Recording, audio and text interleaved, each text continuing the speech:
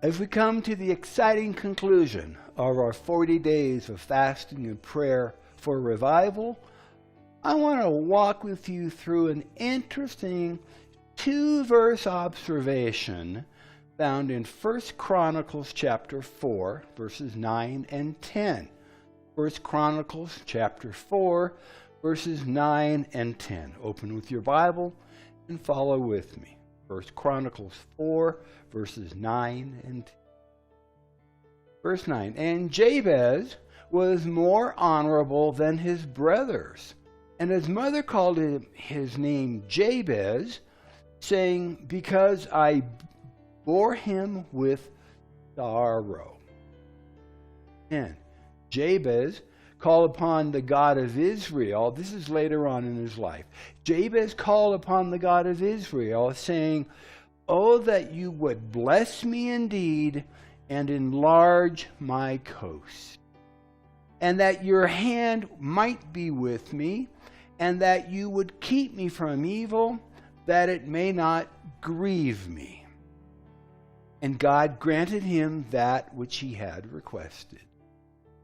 Now, Jabez started out his life with a bad name, literally.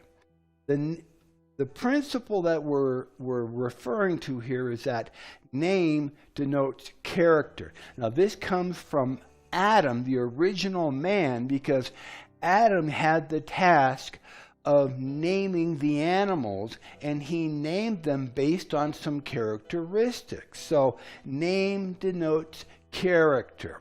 And Jabez grew up with a name that shamed him no matter what he did. So he would have a hard time achieving anything, including having friends and opportunities, because of what his name represented. But God always has the last word. Look at verse 9. Verse 9. Jabez was more honorable than his brothers, in spite of his name and what his name. Somehow, Jabez's character was very different from what his name said about him. And in the middle of all of this anxiety, opposition, and frustration, Jabez had a relationship with the Lord that God would later honor. Not only did Jabez know about God, he had confidence that God would hear his prayers and that God would answer them. And we can know this because Jabez had asked for the Lord to do things that would benefit others as well as himself, and he approached the Lord with boldness, not hesitating or doubting. The phrase enlarge my coast meant to enlarge his sphere of influence. That in and of itself was a huge request. Remember that his name meant that his mother had birthed him in sorrow. What was that sorrow? Was it childbirth? Was it her inability to care for him? Or was there something more ominous that we can only imagine that caused her to not only give her child a name that would shame him, but would remind her of a tragic event? We don't know. But Jabez was an overcomer. Jabez had a vision for his life. And whatever that vision was, it had not yet been fulfilled, and Jabez was seeking God's help in achieving his destiny.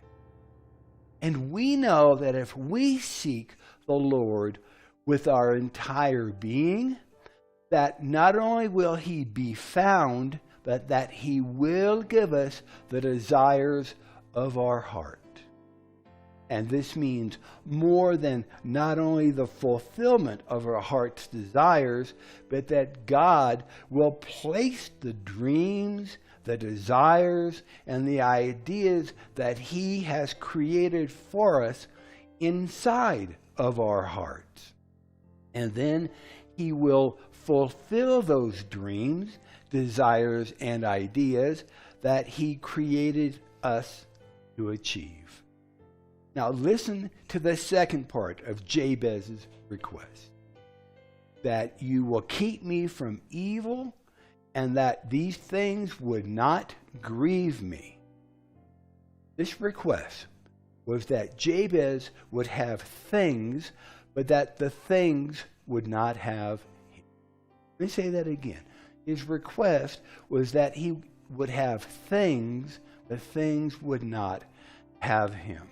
This included his heart, his time, his talents, and his treasuries. Jabez knew God, and God knew Jabez. Look at what others had said to the Lord. In 1 Chronicles 29, verses 11 through 12. 1 Chronicles chapter 29, verses 11 and 12. Thine, O Lord, is the greatness and the power and the glory and the victory and the majesty. For all that is in heaven and on the earth is thine. Thine is the kingdom, O Lord, and thou art exalted as head above all. Both riches and honor come of thee, and thou reignest over all. And in thine hand is power and might. And in thy hand it is to make great and to give strength to all. 1 Chronicles 29, 11 and 12. Proverbs chapter 10, verse 22. Proverbs 10, 22. The blessing of the Lord, it makes rich, and He adds no sorrow to it. The blessing of the Lord, it makes rich. He adds no sorrow. In 1 Kings chapter 3, we read 1 Kings chapter 3, verses 7 through 14. Solomon prayed to the Lord, and he said, I am but a little child. I know not how to go out or how to come in. And thy servant is in the midst of thy people, which thou hast chosen, a great people that cannot be numbered nor counted for multitude. Verse 9, give therefore thy servant an understanding heart to judge thy people, that I may discern between good and bad. For who is able to judge this thy so great a people? And this speech, this request, this prayer, this petition pleased the Lord, that Solomon had asked this thing. And God said unto him, because thou hast asked this thing, and hast not asked for thyself a long life, neither hast asked riches for thyself, nor hast asked the life of thine enemies, but hast asked for thyself understanding to discern judgment. Behold, I have done according to thy words. Lo, I have given thee a wise and an understanding heart, so that there was none like thee before thee, neither after thee shall any arise like unto thee. Verse 13, and I have also given thee that which thou hast not asked, both riches and honor, so that there shall not be among the kings any like unto thee all thy days. And if thou wilt walk in my ways to keep my statutes and my commandments, as thy father David did walk, then I will lengthen your days. In 1 Kings chapter 4, 1 Kings chapter 4, verses 29 and 30. And God gave Solomon wisdom and understanding exceeding much, and largeness of heart, even as the sand that is on the seashore. And Solomon's wisdom excelled the wisdom of all the children of the east country and all the wisdom of Egypt. Jabez was able to approach the Lord with such bold requests because of his humbled heart. And a humbled heart is a part of obedience that comes from fasting and praying. And it pleased the Lord to bless Jabez and to honor his requests, just as for King David and for King Solomon. So if you've been following with us, and if you've joined your faith with ours throughout this revival campaign, you are in a position of favor to ask the Lord whatsoever you want.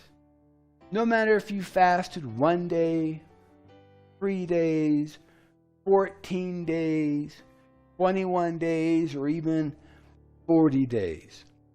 1 John 5, verses 14 and 15 reminds us, and this is the confidence that we have in him, that if we ask anything according to his will, he hears us. And if we know that he hears us, whatsoever we ask, we know that we have the petitions that we desire of him. Thank you for joining with us. Thank you for praying with us and for praying for us. Thank you to those who have supported us financially as well. The blessings of the Lord belong to those who seek him and ask. This is Pastor Steve. Our church is La Viña de Gracia in La Calera, Colombia, a little ways outside of the capital city of Bogota. So until next time, may the Lord richly bless you, prosper you, and keep you safe as you follow hard after him. Be sure to send us your testimonies of what the Lord has done for you and those around you as we complete this 40-day time of fasting and praying and seeking the Lord in all things. And we'll see you next time. God bless.